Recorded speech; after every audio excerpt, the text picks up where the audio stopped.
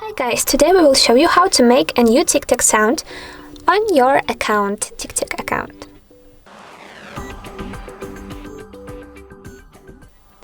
Yes, it's really possible, and today we will show you how to record a new video with a special sound to use it after. Let's go to this TikTok application and let's create a new recording using this plus icon at the bottom of the screen. Pick on it one time. Let's tap on the red central button and say something like "Hello world" or "Hi guys." Later tap on the check mark. Next, to post our video, post. Wait a minute please.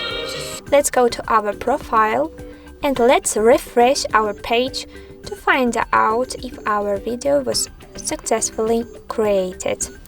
Let's tap on our latest video, and as you can check, we have this special icon with your profile picture. It's very important that you have your profile picture here. It means that your created sound was successfully saved and you can use it later. So let's tap on this icon. And as you can see, we have the button "Use this sound." It means that you can use your sound, and this is your own special sound on TikTok. So let's check it.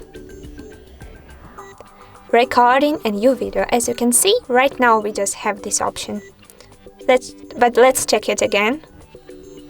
And say something like "Hello world" or "Hi guys."